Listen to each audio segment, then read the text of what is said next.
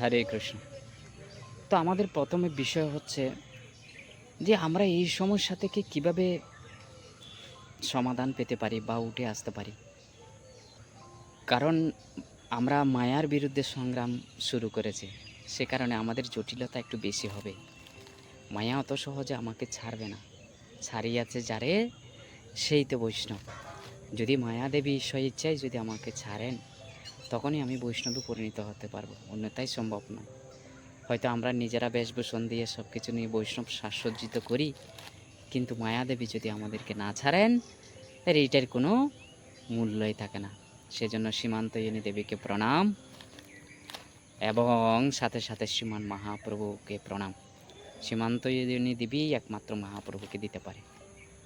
তো নবদ্বীপ ধামের সবচেয়ে প্রথম তপস্বী তিনি হচ্ছেন সীমান্তয়িনী দেবী, যিনি গৌর আরাধনা করার জন্য এখানে এসেছিলেন। তো আমরা যারা গৌরের প্রতি আকৃষ্ট হয়ে এই গৌরধামে এসেছি, তো আমরা সীমান্তয়িনী দেবীর কাছে প্রার্থনা করা উচিত, যেন মহাপ্রভুর সন্ধান আমরা পাই এবং দর্শন যেন পাই। তো এখানে প্রথম বিষয় হচ্ছে, আশ্রমের মধ্যে দুটো আশ্রম রয়েছে, একটা ব্রহ্মচারী, একটা হচ্ছে গৃহস্থ। তো বাকি যে আশ্রমগুলো রয়েছে ওগুলো ত্রিগুণাতীত। বানপ্রস্থটা আলাদা বিষয়। সন্ন্যাসী পর্বে যেটা রয়েছে এগুলো ত্রিগুণের ঊর্ধ্বে।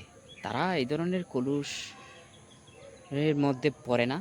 যদি কোনো সময় পড়ে যায় আমাদের চক্ষু দৃষ্টিতে মনে হয়, কিন্তু তারা ওখান থেকে উঠে আসতে পারে। তাদের সেই ধরনের কোয়ালিটি রয়েছে, যা ভগবান সবসময় তাদেরকে সহায়তা করেন। তো আমরা যারা ব্রহ্মচারী আশ্রমে রয়েছি, ব্রত অনুষ্ঠান করছি, আর যারা যারা গৃহস্থ ব্রত অনুষ্ঠান করছি, দুই ব্রতকারীর সম্বন্ধে আলোচনা হবে। তো প্রথমে আমরা ব্রহ্মচারীর ব্রত সম্পর্কে কিছুটা আলোচনা করব।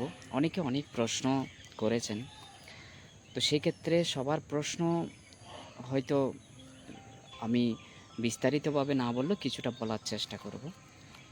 তো ব্রহ্মচারী আশ্রমটা প্রথমে বলা হচ্ছে, প্রত্যেক ব্যক্তি, প্রভুপাদ বলছেন, ব্রহ্মচারী আর ব্রহ্মচারিণী। তো সমাজে এই যুবক এবং যুবতী উভয়কে এই আদর্শের দ্বারা পরিচালিত করে তাদেরকে বড় করতে হয়। তারপর গিয়ে তাদেরকে আবার আলাদাভাবে গাইড করা হয়। যেমন ব্রহ্মচারিণী, এরা নির্দিষ্ট সময়ে একটা গাইডের আন্ডারে থাকতে হয়।